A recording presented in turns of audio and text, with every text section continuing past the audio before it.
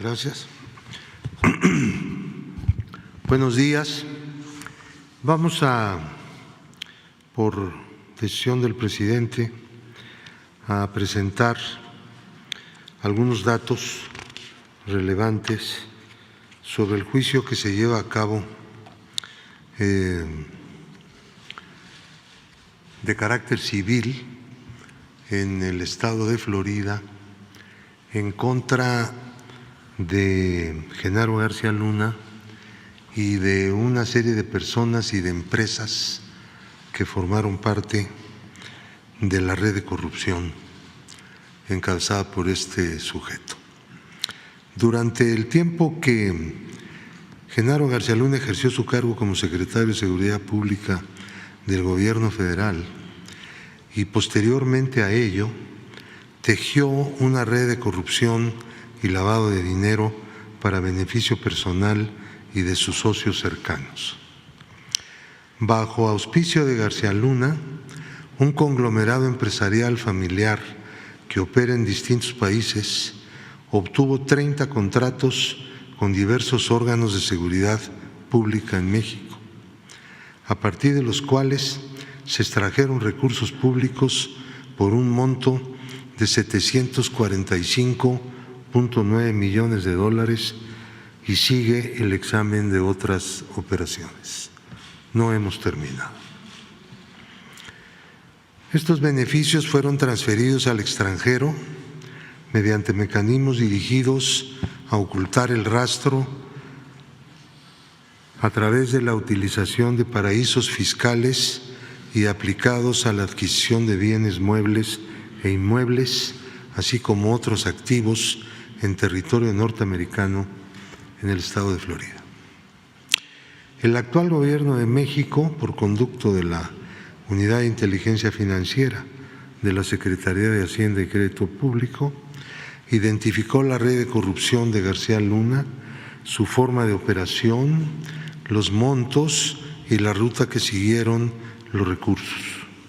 En consecuencia, incluyó en la lista de personas bloqueadas a quienes participaron en esta confabulación y presentó denuncias ante la Fiscalía General de la República el 24 de diciembre de 2019 por hechos relacionados con delitos de corrupción, delincuencia organizada y operaciones con recursos de procedencia ilícita, conocido como lavado de dinero.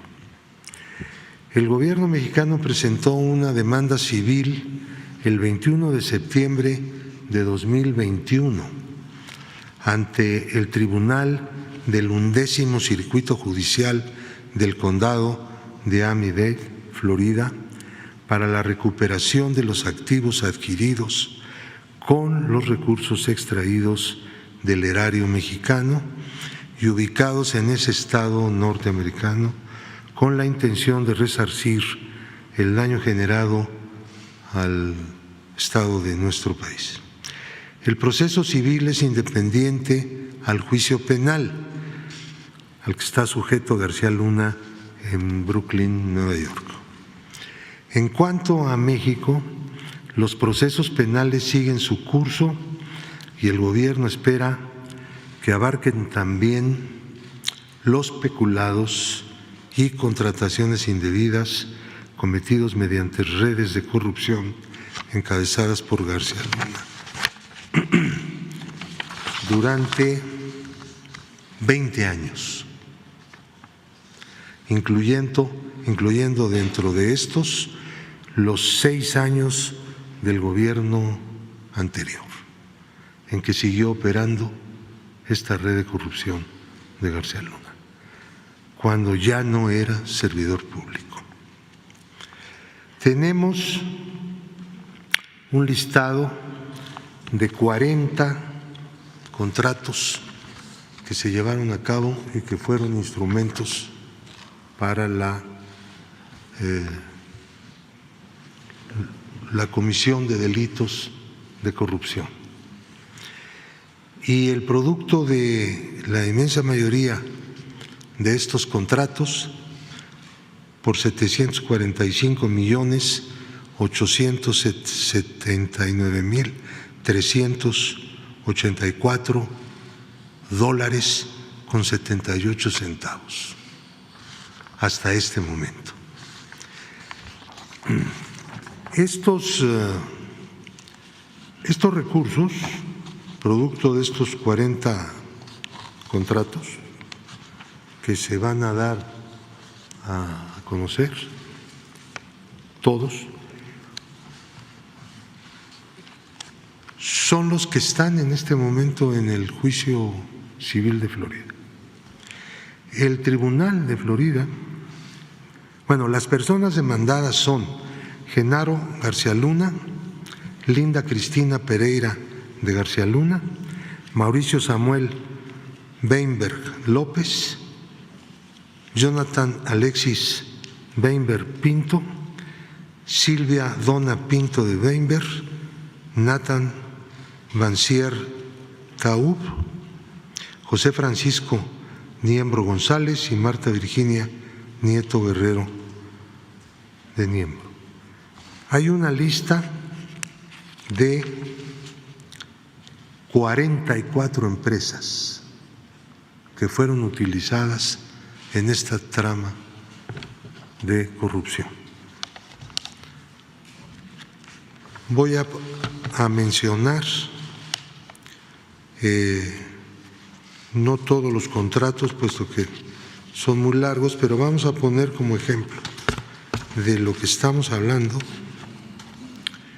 el uso que se le dio a estos recursos por parte del grupo empresarial que tiene su sede en los Estados Unidos y que fue organizado por García Luna para llevar a cabo todas estas contrataciones que resultaron ser ilícitas durante el tiempo que este individuo fue servidor público y durante los 6 años posteriores.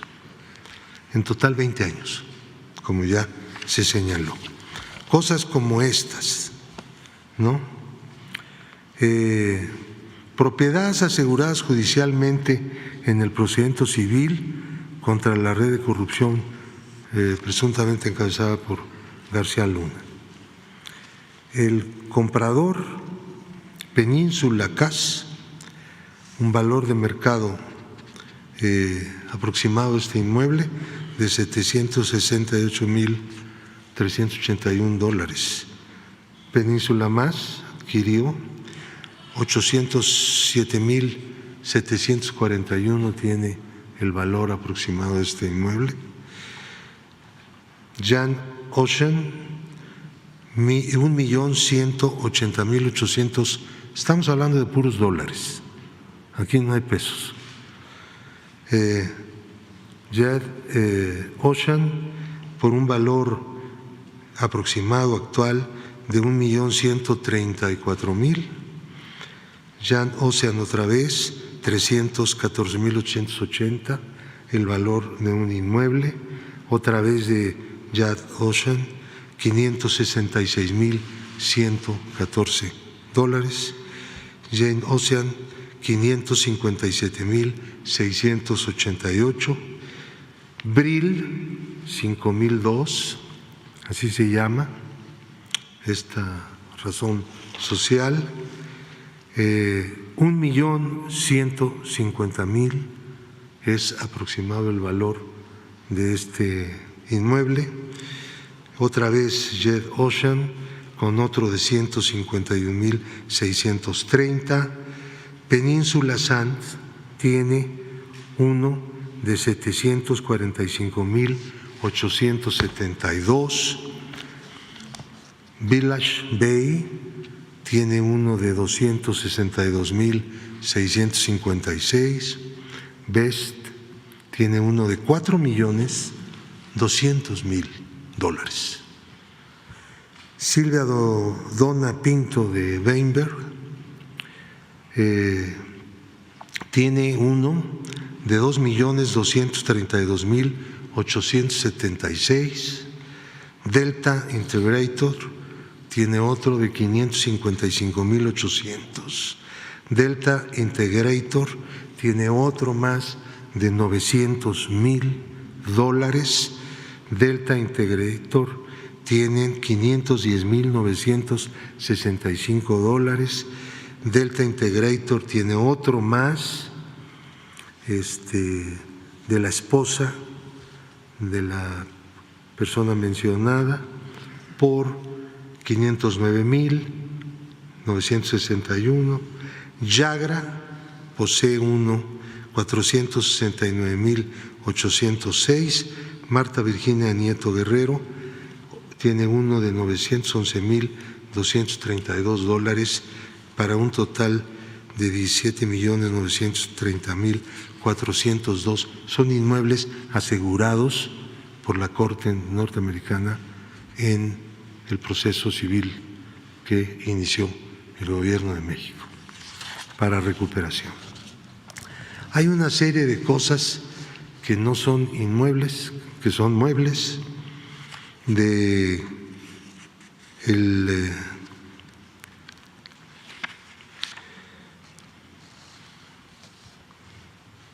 que son por 21,725,419,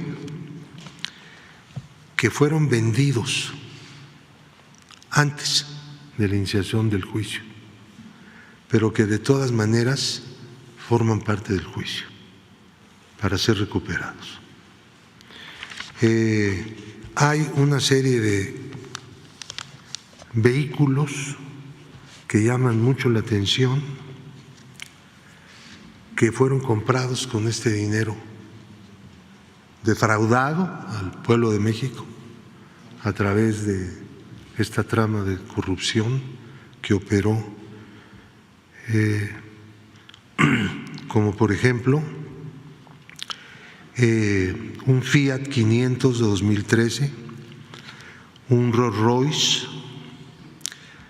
2013, un Ferrari F430, un GMC Terrain de 2006, un Ferrari California 2017, un Maserati Levante 2017, un Jeep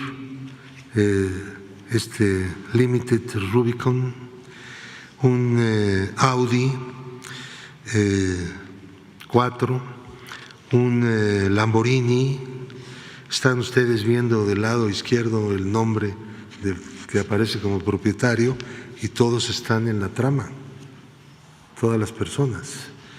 Un Jeep Grand Cherokee, un Cadillac Escalade Premium 2015, un Mini Cooper, un Toyota 2015, un Honda Element, un remolque, un Smart, otro Lamborghini Huracán, un Tesla, un Mercedes-Benz de 2005, un Land Rover de 2018, un Toyota Camry, un Sea Ray, un Mercedes-Benz 2011, un Bentley convertible Continental, una embarcación Scout de 2014,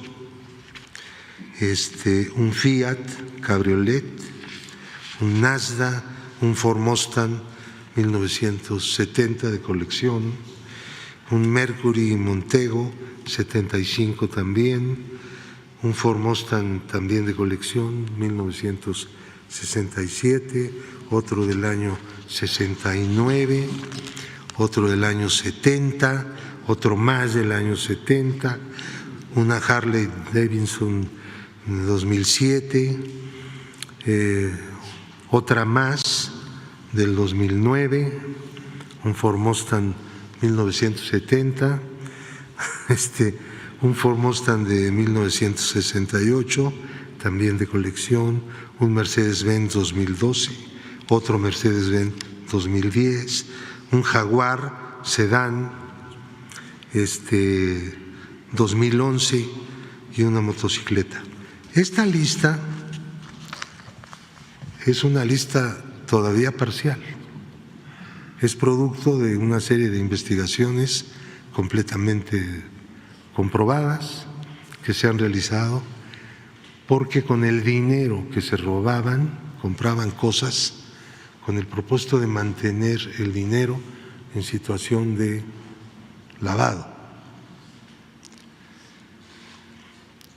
Todos los que intervinieron en esta trama.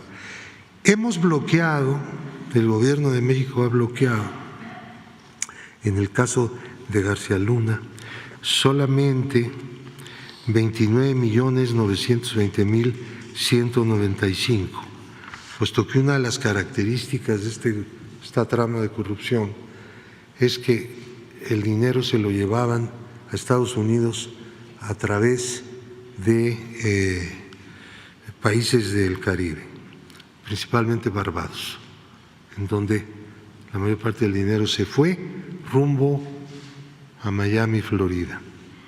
Entonces ellos no tenían recursos en el sistema financiero mexicano, sino que usaron el sistema financiero para sacar los recursos que cobraban en los contratos que García Luna promovía que se hicieran con dependencias públicas de México. Se llegó incluso al extremo de que al gobierno de la Ciudad de México le cobraron una cantidad relevante por un reconocimiento de adeudo de un contrato que nunca fue firmado y que no existió, jamás. Esto también ha sido denunciado y las autoridades de la ciudad están muy interesadas, están dando seguimiento a esto, porque es tiene un origen en el presupuesto local y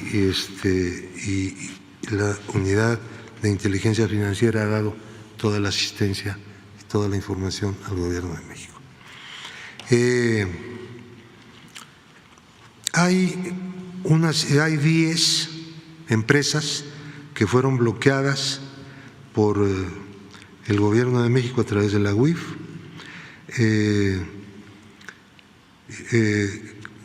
cuyo monto bloqueado solamente fue de 4,5 millones de pesos.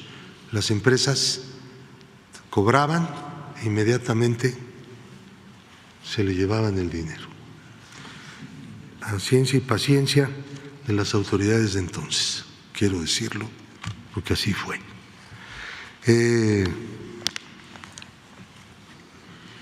También hay en lo individual una serie de personas que han sido bloqueadas, están en la lista de personas bloqueadas en relación con esta trama de corrupción, pero también por montos, pues algunos millones de pesos, pero no en los niveles de lo que fue hurtado a México. Ahora bien, quiero dejar este asunto en esto. Estamos esperando que se resuelva un recurso que presentaron los abogados de los demandados, de García Luna y demás personas y empresas, con el propósito de que ya se inicie el juicio, se integre el jurado y pues se hará todo el esfuerzo con el propósito de recuperar el dinero de lo que se nos despojó como país y como pueblo. Ahora, en esto, ya pasando a un tema vinculado con esto que acabo de mencionar, el señor Luis Cárdenas Palomino ha recibido del Quinto Tribunal Colegiado en Materia Administrativa del Primer Circuito la protección y el amparo de la justicia de la Unión.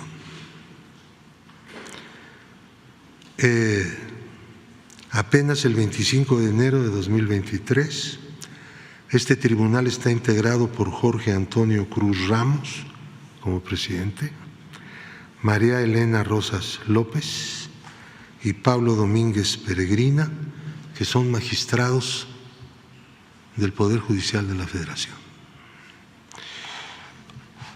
Dicen ellos, repito exactamente los términos de la resolución del colegiado: la justicia de la Unión ampara y protege a Luis Cárdenas Palomino. Es una resolución definitiva e inatacable. No tenemos recurso. Desechó el tribunal un recurso presentado por el gobierno mexicano a través de la Unidad de Inteligencia Financiera y como copartícipe del recurso el propio presidente de la República. Ahora, ¿qué significa esto? Significa que la acción del gobierno con el propósito de prevenir actividades ilícitas en el sistema financiero de parte de individuos que están siendo sujetos a procedimientos jurídicos de distinto tipo y que se conoce que realizan actividades de lavado de dinero, son pues liberados por del problema de estar en la lista de personas bloqueadas y de no poder realizar actividades en el sistema financiero mexicano por el Poder Judicial mexicano, que debería interesarse justamente en lo contrario, ¿no? Cualquiera lo podría suponer. El gobierno de México no puede callar frente a esto, porque pues, este no es un problema de colaboración entre poderes, este es un problema de otro orden. Tiene que darse, espérame tantito, tiene que darse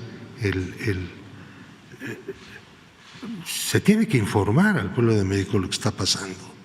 El argumento es, vean el argumento, el procedimiento que llevó a la UIF a inscribir a esas personas, porque este es un caso, hay decenas y centenares de casos, en la lista de personas bloqueadas, como es un procedimiento meramente nacional y no lo está solicitando ningún país extranjero, por lo tanto, carece de suficiente certeza y carece de seguridad jurídica. Punto. Jurisprudencia elaborada en su momento por el ministro Medina Mora, aprobada por la segunda sala, y que no todos, quiero insistir, los jueces aplican a ciegas. A ciegas. No solamente es un criterio malinchista, es un criterio que sirve para convalidar actividades ilícitas, proteger no solamente a criminales de la delincuencia organizada, sino especialmente a los corruptos, ex servidores públicos, etcétera, todo ese tipo de cosas que hemos tenido. Entonces, pues yo quiero que se entienda que no se está persiguiendo a nadie ni por sus ideas ni por sus posiciones políticas, simplemente lo que se está haciendo es cumpliendo con la ley. Uno de los instrumentos es justamente el bloqueo de las cuentas, que es de tipo preventivo. Esto se hace ahora junto con la presentación de denuncias. Hay jueces que han llegado incluso a prohibir que la información de inteligencia financiera pueda ser entregada al Ministerio Público. Y entonces quedan las personas que están siendo protegidas por esos jueces en situación de impunidad total, porque para judicializar sobre el delito de operaciones con recursos de procedencia ilícita, mejor conocido como lavado de dinero, se requiere forzosamente la denuncia de la UIF, según el Código Penal Federal, en su artículo 400B. Por eso, al momento en que se impide que el gobierno pueda utilizar los datos obtenidos legalmente, sin duda, del sistema financiero, de personas, sobre todo personas expuestas políticamente, pues los están dejando en la completa impunidad. Nunca podrán ser entonces ya denunciados, ya no digamos inculpados por este delito. Yo creo que entre las tareas, si me lo permiten, que tiene el país es hacer un ajuste en estos criterios, porque son instrumentos de impunidad que debemos impedir. Hay que convocar esta lucha con mucha fuerza. ¿Puede repetir los nombres de esos? Sí, cómo no.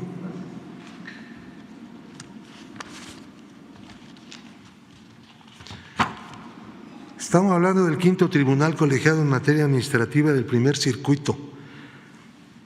Presidente es Jorge Antonio Cruz Ramos y los integrantes son magistrada María Elena Rosas López y el magistrado Pablo Domínguez Peregrina.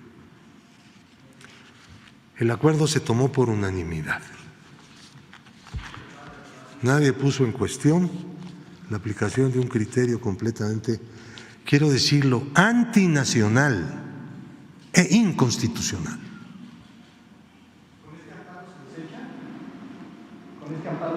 Con ese amparo yo tengo que firmar un acuerdo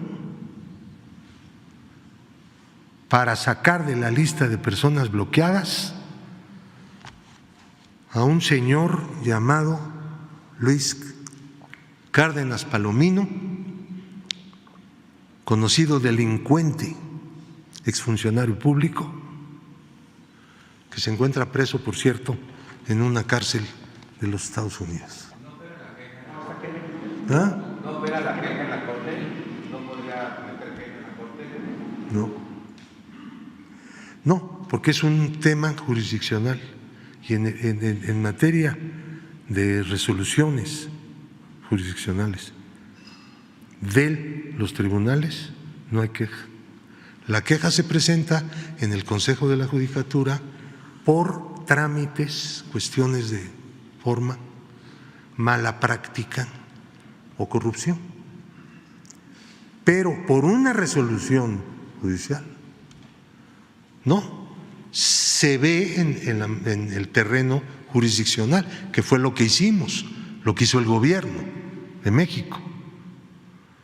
Un juez le da un amparo a este señor, vamos al colegiado diciéndole esto es un error. No solamente no debe hacerse en este caso, no debe hacerse en estos casos. Ayuden a luchar para proteger el sistema financiero nacional, pero sobre todo para acotar el espacio de la impunidad y de la tolerancia a la corrupción. Ese es el planteamiento. ¿Se le había asegurado bloqueado a Cárdenas Palomino por dónde? Originalmente fue bloqueado por 5,5 millones de pesos que tenía en una cuenta. Obviamente, pues son dineros livianos, ¿no?, para estas tramas de corrupción, porque no las tienen. Pero estar en la lista de personas bloqueadas no solamente quiere decir que sus cuentas concretas han sido bloqueadas, sino que no tiene ya acceso al sistema financiero. No puede cobrar un cheque, ¿entienden? No puede comprar valores, no puede comprar moneda extranjera. Queda, la unidad de inteligencia financiera no bloquea cuentas. Las cuentas quedan bloqueadas como consecuencia de que las personas son bloqueadas. Ingresan a lo que se llama lista de personas bloqueadas para que no hagan uso del sistema financiero mexicano para realizar actividades ilícitas. Porque es muy sencillo usar, sobre todo en una economía tan abierta como la mexicana. Estos recibían el dinero y en el momento en que recibían los pagos estas empresas, en ese momento se iba el dinero a Barbados. Ahí se quedaba en un banco, en una cuenta de ellos, y luego veían la manera de irlo mandando a Miami. Y luego en Miami veían la manera de comprar cosas, casas, hemos hablado de eso, de Lamborghinis, etcétera. Todo eso es parte del sistema de la trama corrupta que realizó Genaro García Luna. Lo de García Luna no es un asunto de llegó, robó y corrió. No, es una cosa profunda que tiene que ver con el Estado corrupto que construyeron los neoliberales en este país. ¿Por qué monto va a liberar ¿Perdón? ¿Por qué monto se va a liberar en las cuentas de Cárdenas Palomino? ¿Cuál es el monto actual? Antes de la resolución del tribunal colegiado, hubo un juez que le concedió un amparo, no contra su inscripción en la lista, que no podría una suspensión definitiva. El juez no puede hacer eso, pero sí puede ordenarle a la UIF que desbloquee la cuenta concreta. Nosotros teníamos una cuenta bloqueada de 5,5 millones. El juez, si quieren les doy el nombre del juez. El juez lo desbloqueó y al día siguiente, adiós. Porque esa es la, ¿me entienden? Esa es la trampa de la cosa. ¿Cuántos casos tiene similares? ¿Inmuebles en México? De Cárdenas Palomino. A ver, son dos personas. ¿Te refieres a Cárdenas Palomino o a...? Los nombres que presentamos ahorita, les quiero decir que todo el dinero se lo llevaron a Miami. ¿No tiene inmuebles turísticos? No. Luis Cárdenas Palomino participaba con Genaro García Luna para sacar el dinero de México y llevarse. No operaban en relación, operaban con independencia, pero sí tenemos una relación financiera concreta en un caso. La empresa más importante de Miami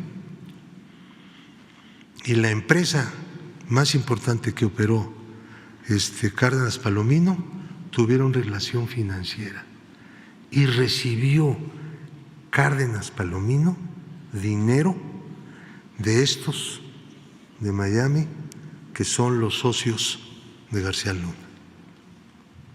Sí tenemos esa relación documentada, pues, hasta el centavo, porque los productos de inteligencia no pueden ser de sensibilidad, ¿no? Tienen que ser hasta el centavo. Tanto se movió esto, vas, ahí la matemática es lo que funciona. ¿Cuántos casas se le han encontrado en el extranjero o en México? A Luis Cárdenas Palomino no hemos hecho una investigación de propiedades de este individuo en los Estados Unidos, pero yo creo que es necesario analizar la posibilidad de hacerlo, porque el asunto es harto complicado.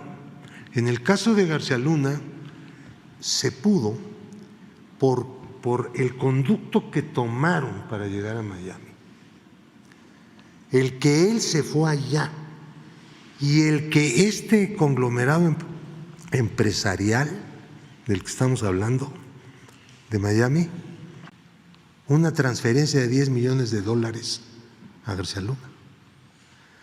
Y entonces en ese momento pudimos agarrar la mano y decir, ya, te caché. Ese fue el elemento más importante para abrir el proceso civil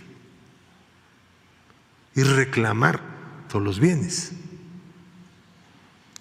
Entonces, en el caso de Luis Cárdenas Palomino no hemos tenido esa fortuna, pero Luis Cárdenas Palomino está siendo investigado por la Unidad de Inteligencia Financiera pues desde hace mucho. Tenemos miren nomás de qué tamaño es este Timbiriche de empresas y personas. Ahí está.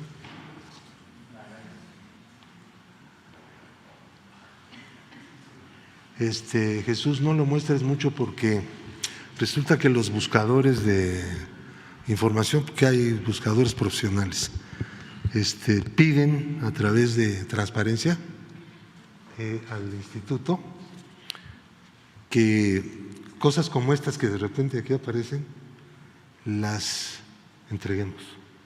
Y la verdad es que esto no lo podemos entregar porque como es un producto de inteligencia, es un esquema, entonces las personas interesadas en conocer cómo se trabaja en la inteligencia financiera, pues estas cosas les dan muchos pistas, ¿entienden? Y entonces, pero el instituto no comparte porque no, ese instituto que tenemos ahora de transparencia no es consciente de la importancia que tiene en este país y en cualquier otro la inteligencia financiera y la reserva de cierto tipo de datos y de estructuras de indagatoria, etcétera, etcétera. No comparten eso. ¿Quién sabe por qué? No.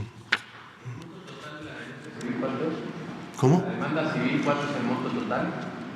El monto son 700, vamos a dar, ¿no? 700.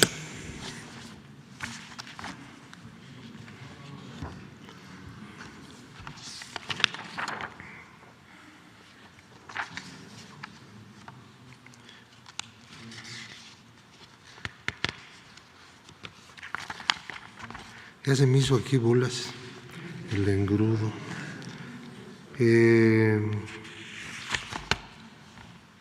745.879.384 dólares 78 centavos. Eso fue lo extraído hasta ahora.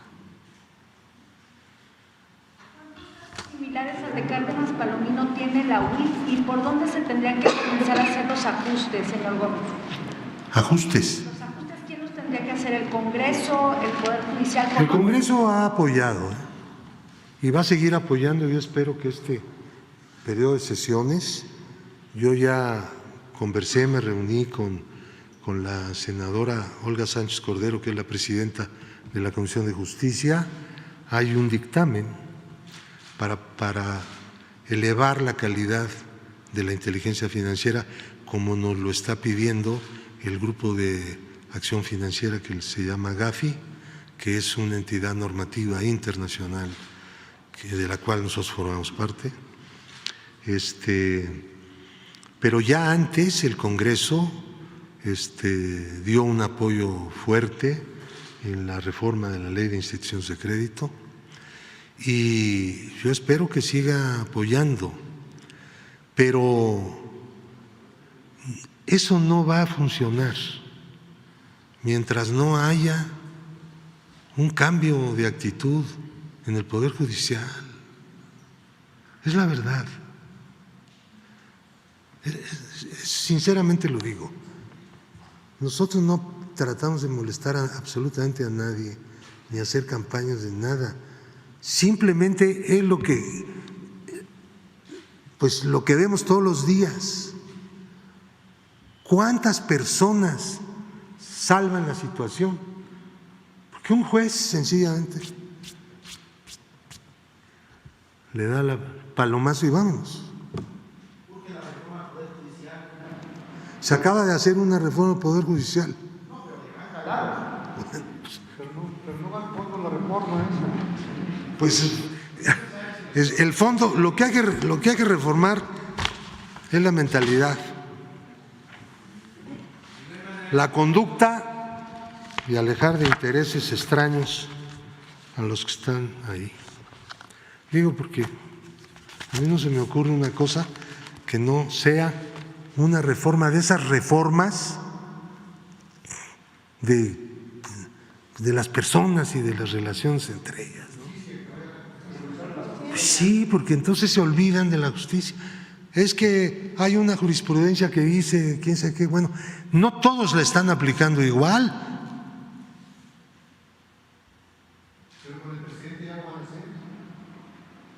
¿Con quién? Con el presidente.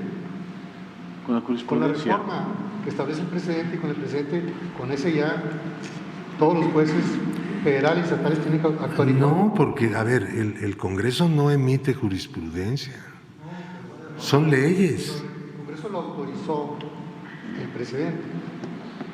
Entonces eso va a ser. No, el Congreso nunca ha autorizado la jurisprudencia de la Corte.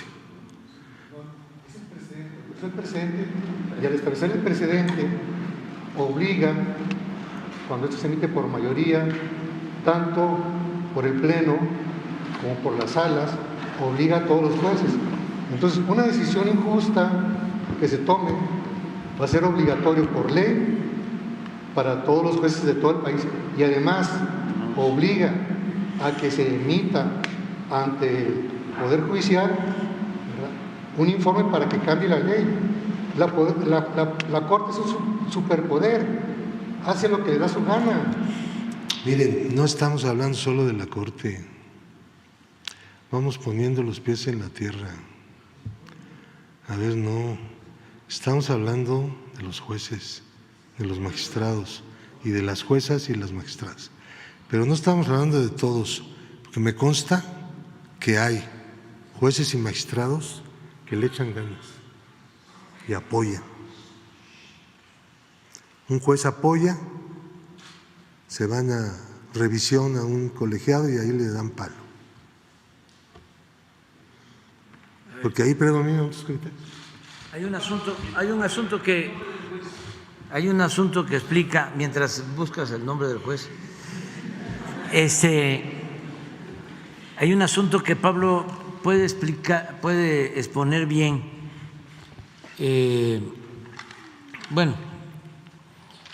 Tiene la experiencia en haber sido el precursor de la desaparición de la partida secreta, se debe a este señor. Pero también Pablo fue de los promotores de el artículo para limitar los sueldos de los altos funcionarios públicos y no permitir que ningún funcionario pudiese ganar más que el presidente de la República. ¿Qué sucedió? sobre esto. Se hizo la reforma. Que Pablo explique por qué hay ministros de la Corte, magistrados, funcionarios de organismos supuestamente autónomos, en donde se ampararon, quién otorgó ese amparo para que se viole un artículo de la Constitución. Porque esto es muy importante. Pero además, la jurisprudencia, porque no es tesis, es jurisprudencia, que sirve de base para la cancelación de las acciones de inteligencia financiera. En este caso mencionaste que fue el ministro Medina Mora. Entonces, ¿por qué no nos hablas de eso? Porque independientemente de la cuestión jurídica, o sea, ¿qué es lo que hacen?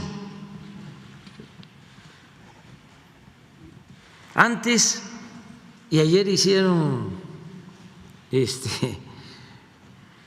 un escándalo y además con muchísima manipulación en los medios, sobre todo en la radio, conductores de radio, mujeres y hombres, que es una vergüenza porque la radio antes era la campeona de la libertad y ahora es la campeona de la manipulación, sobre todo en la capital. Bueno, hablaba yo de que la presidenta estaba ahí porque por primera vez en muchos años, en décadas, en siglos, el presidente de la República no decide quiénes deben de estar en la Corte, como era antes.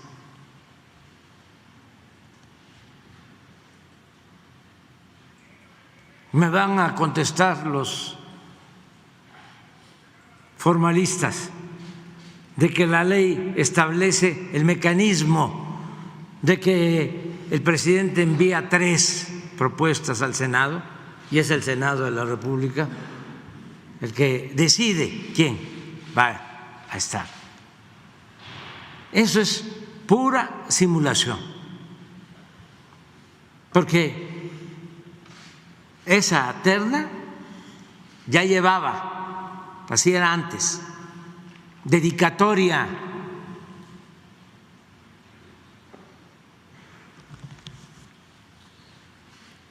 Toda esa simulación fue lo que caracterizó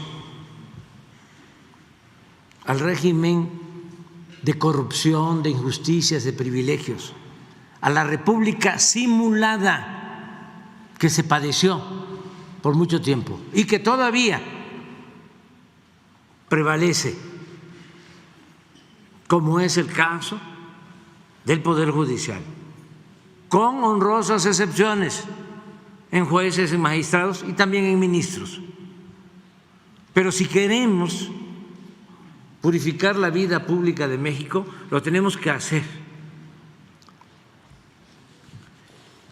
comprendiendo a todo el gobierno de la República, gobiernos federales, gobiernos estatales, poder ejecutivo, poder legislativo, poder judicial, todos. Y para llevar a cabo esa transformación por entero, porque ya iniciamos la transformación, se requiere del apoyo de los ciudadanos. Y para que los ciudadanos apoyen, se necesita hacer realidad el derecho a la información. Porque si no tratamos estos temas aquí, ¿en dónde los van a tratar? ¿En las televisoras? ¿En las estaciones de radio? ¿En los periódicos que de manera vergonzosa han guardado silencio en este juicio en Nueva York, o como el titular de ayer de Reforma, cuando es casi de dominio público.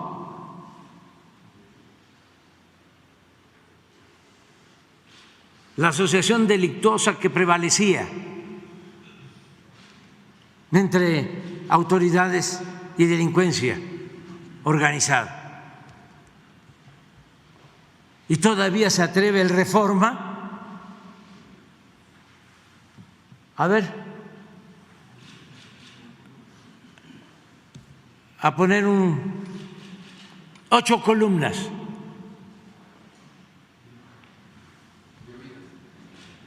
Implican a Calderón, pero de oídas.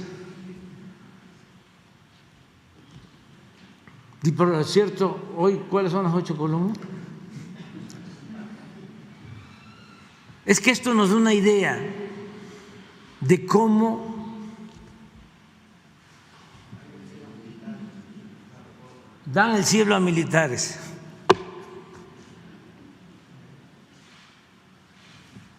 ¿Se volvió usted ya ángel, general? Este es el periodismo vendido, alquilado, al servicio de la oligarquía que se dedicó a saquear a México y que se sentían los dueños del país y que quieren regresar, y son los que traen la campaña en contra de nuestro gobierno que busca la transformación. Pero afortunadamente la gente está apoyando, pero tenemos que estar informando, y por eso estamos aquí. Cuando me informa Pablo del amparo a este señor, ayer mismo le hablé, le digo, esto no puede quedarse oculto, esto no es un trámite burocrático más, esto es una afrenta a la justicia, a el movimiento que busca acabar con la corrupción y con la impunidad. Y estas batallas las vamos a seguir dando todos los días, porque nada ha dañado más a México que la deshonestidad de sus gobernantes. Y eso es lo que ha dado al traste con todo. Esa es la causa principal de la desigualdad social, de la desigualdad económica, de la violencia, de los males que padecemos. Por eso no hay tregua en el combate a la corrupción, en el combate a la impunidad. La transformación es enfrentar la decadencia con un cambio verdadero. Con esta introducción, ¿por qué no platicas lo de los sueldos? Porque es interesante, y lo que quieras además. Gracias. Bueno, brevemente los temas que el presidente ha puesto aquí. Ustedes saben que la partida secreta hace un par de años o algo así fue eliminada por fin de la Constitución. Costó trabajo, había que tomar las decisiones en ambas cámaras por 2/3 y nos tardamos más de 2 años insistiendo en que ya había que quitar eso, sobre todo para ajustar cuentas con la historia y decir no más el abuso, la utilización de recursos públicos para propósitos personales. Y ya, no existe. Ahora, el asunto del 127 constitucional. Ustedes saben que hace 10 años o más se modificó la Constitución por acuerdo de todos los partidos para poder regular las remuneraciones de los servidores públicos. Y uno de los elementos que se consideró adecuado introducir fue que ningún servidor público del Estado Nacional Mexicano, no estaba hablando del gobierno federal o de un poder o del otro, no, el Estado mexicano. Estamos hablando del artículo 127 de la Constitución Política de los Estados Unidos Mexicanos. Ningún servidor público puede ganar más que lo que es asignado en el presupuesto al presidente de la República. Entonces, les voy a contar el chiste, porque es un chiste, de lo del Instituto Nacional Electoral. Ellos ganan más que el presidente, pero no solo los consejeros. Hay 400 en el INE que ganan más que el presidente. 400. Entonces, no tienen escapatoria. Hay incluso una nueva ley de remuneraciones, es concluyente, no hay resquicio.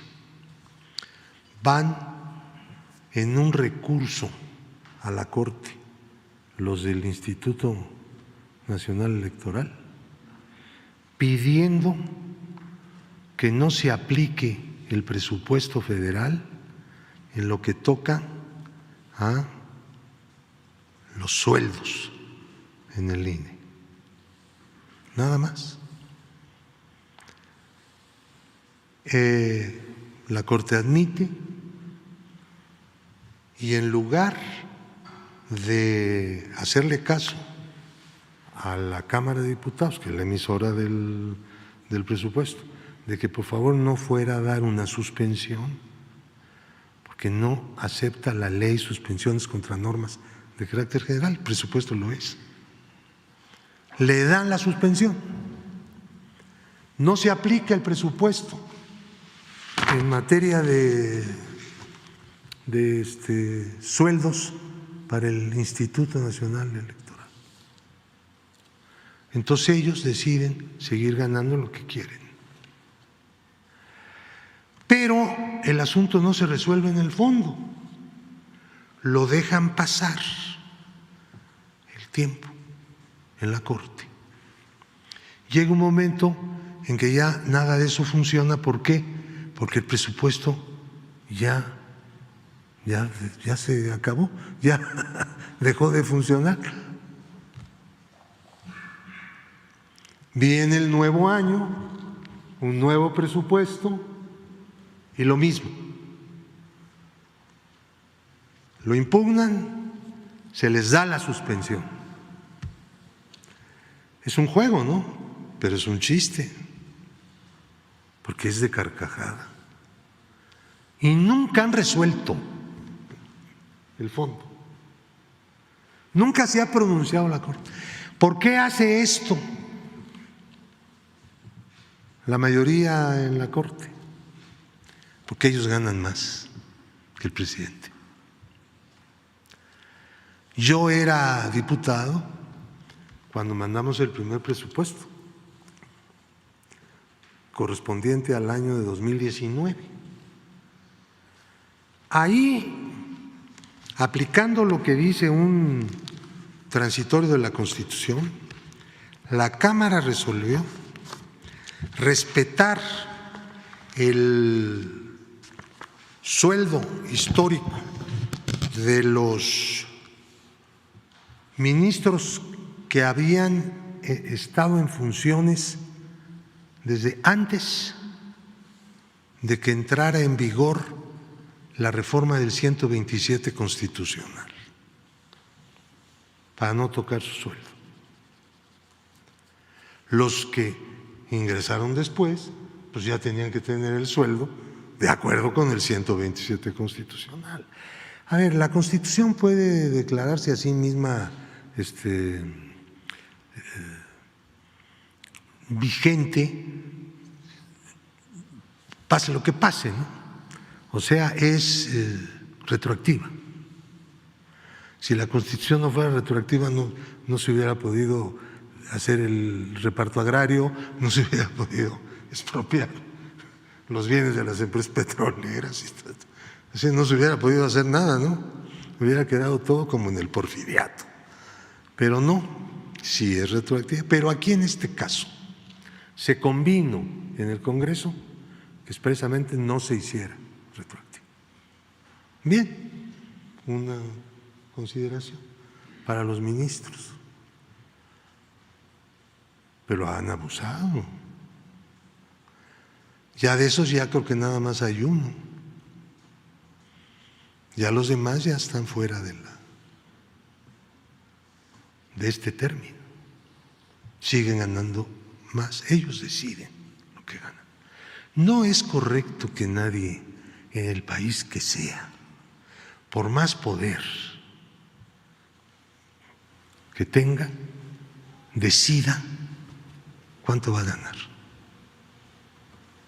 No es correcto.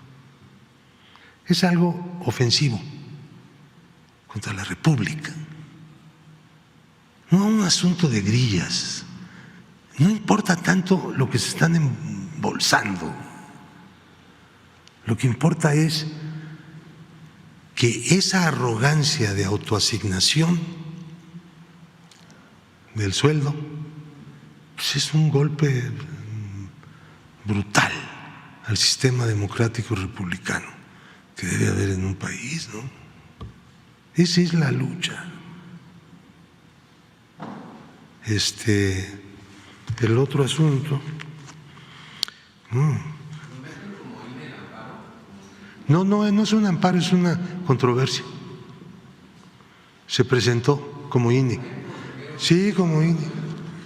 Los consejeros decidieron presentarla y luego algunos dicen que ellos no cobran tanto, que porque lo que cobran, una parte la regalan. Bueno, entonces sí cobran tanto, ¿no?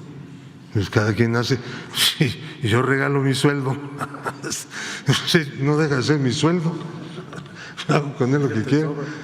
Entonces ellos dicen, no, yo no gano tanto, yo lo regalo. Bueno, pues, ¿quién sabe qué regalará? Termino, presidente, con el asunto de Medina Mora. Sí.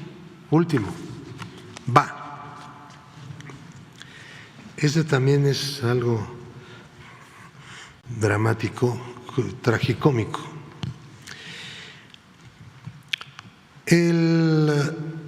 La segunda sala de la Corte decidió resolver un amparo y al resolverlo generó una tesis. Esta tesis dice que el procedimiento de bloqueo que se hace de acuerdo con la ley y la Constitución de México carece de certeza y de seguridad jurídica. ¿Por qué? No explicaron por qué. Por lo tanto, hay una excepción.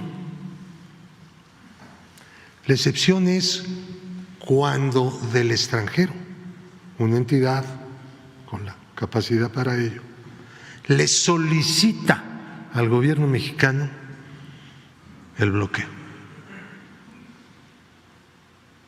Y luego hicieron otra que dice, pero no se trata de una solicitud etérea, tiene que decir nombre, apellido del que va a ser bloqueado y que quieren que se bloquee.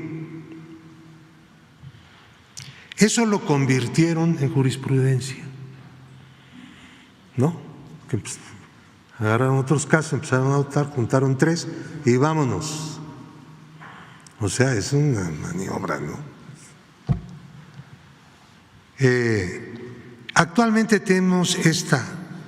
Yo presenté una solicitud a la Corte para que un amparo se atrajera desde el colegiado donde está en revisión, como amparo en revisión fuera a la Corte. Es un procedimiento frecuente que existe y lo puede hacer cualquiera. Yo lo hice siempre y cuando, claro, un miembro del consistorio, o sea, un miembro de la Corte, apoye.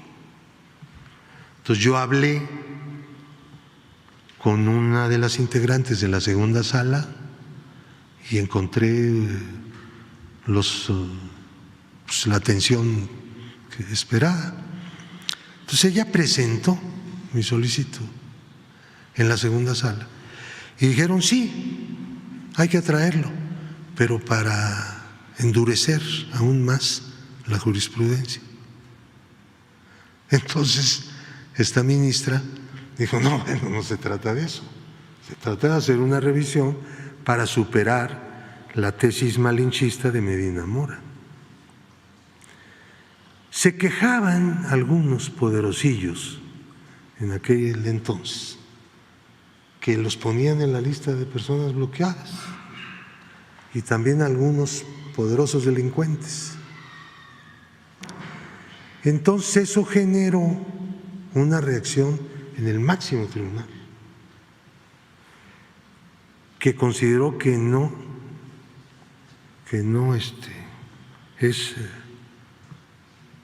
garantiza seguridad ni confiabilidad el procedimiento de bloqueo. Entonces Medina Mora redactó, él pues, fue el ponente. Este es el problema que tenemos. Yo me he dirigido recientemente, a partir de que el ministro Pérez Dayán fue nombrado presidente de la segunda sala, pidiéndole que la segunda sala rectifique esto, que ese rumbo es inconveniente para México, es un acto de lesa soberanía, es someter la soberanía al dictado de una agencia extranjera. Y yo, pues en el tiempo que llevo en la UIF, desde luego ustedes comprenderán que nunca le he pedido a ningún gobierno, nunca le he pedido al FBI ni a la DEA un papelito, ¿no? No, porque pues eso es someternos no a ellos, someternos a ellos por decisión de nuestra propia Corte. Yo no admito que la Corte pueda hacer eso.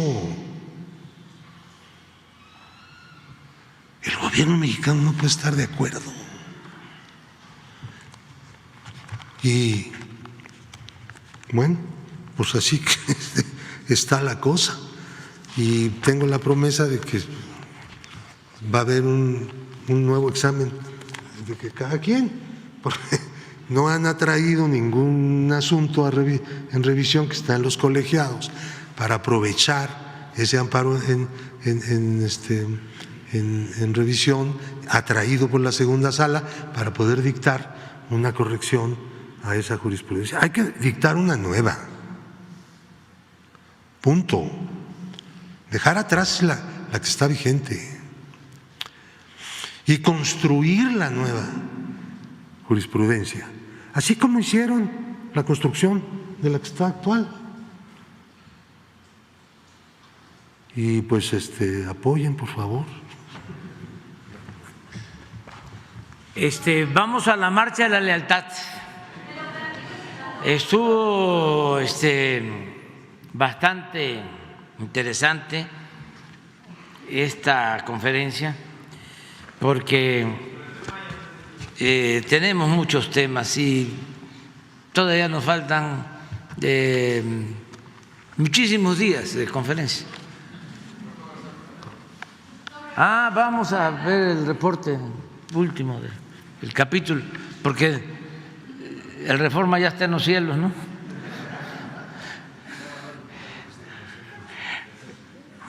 Pero aquí está la tierra. Esto es lo que está en la tierra. El juicio contra Genaro García Luna está llegando a su recta final. Este miércoles 8 de febrero, en el 10º día de audiencias en la Corte del Distrito Este de Brooklyn, en Nueva York, la Fiscalía determinó que el próximo lunes llamará a sus últimos testigos y dará por terminada su parte. Se espera que en ese día presenten a un testigo significativo. Mientras tanto, la defensa está analizando seriamente si García Luna declarará en el juicio. En caso de hacerlo, el juez dio la orden de que la defensa debe avisar a la Fiscalía a más tardar el próximo lunes en la mañana y el testimonio se llevará a cabo el martes. En caso de que García Luna no testifique, podrían empezar los argumentos de cierre de ambas partes el jueves de la próxima semana. Durante la audiencia, se concluyó el testimonio de Marlene Tarantino, funcionaria del Servicio de Ciudadanía e Inmigración de los Estados Unidos, quien fue la encargada de revisar la solicitud de Genaro García Luna para naturalizarse como ciudadano estadounidense.